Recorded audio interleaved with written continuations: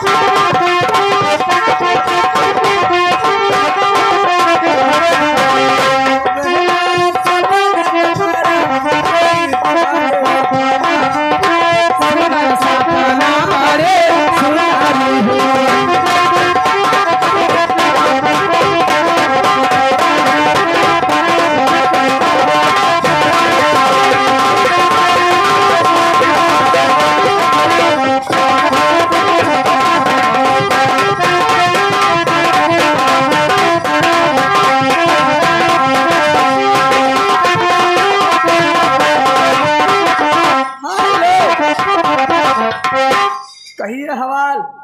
2 जन का 40 दवाल। ये बात कैसा? 2 जन का 40 भैंसा। अरे हुआ 2 जन गिर गया कुआं। अरे हमारे घरे का भैया हक्का क्षेत्राय बतावा लगा। ए, देखो पहले जमाना के बात रहा। पहले हाँ अब तो दोनों बदल गया, पूरा सिस्टम दोनों बदल गया। पहले लड़िया चलता है, अब डल्लफ होएगा।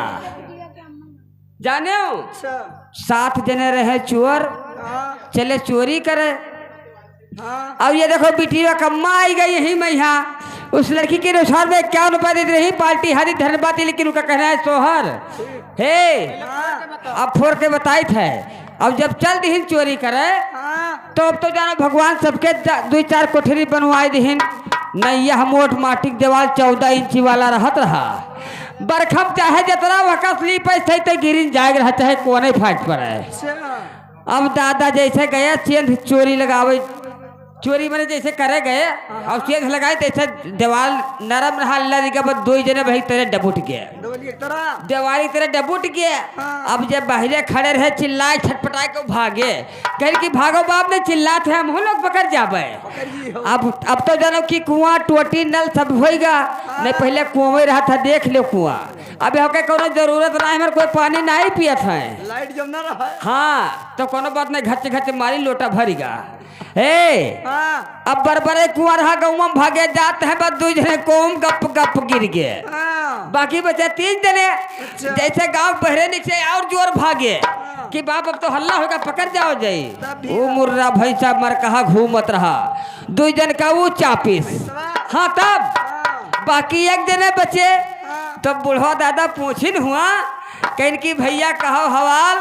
तो कहन की बुढ़वा दादा 2 जन का 40 दवाल। कहन की हुआ तब कहन हाँ 2 जने गिर गया कुआं। कहन की बात कैसा है? तो कहन 2 जन का 88 भैंस है। तो कहन की अरे तो हम कहन बुढ़वा दादा बच्चे ने अकेले भाग गया घरे। हाँ आप कुछ जानते हो? क्या सुनना चाहती हो? का जानता भैया? देखो हम जितना चमड़े का बाजा सब बाजा बजा लेता हूँ।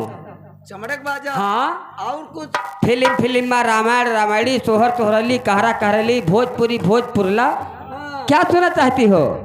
रुको हम पूछ बहनी कहाँ सुनी है बहनी? तो बहनी हम तो जय गुरुदेव हम हिन कहिया से भाई? कही है ना इस हम बहनी भोजपुरी सुना बाय बाई का तो अपन सुनाओ। पहले हमारे बहनी वाला सुनाई दो। भोजपुरी पहले सुनाओ अपन वाला। ये तो यार बहन हुए, इहो को रखब तो हो रखब।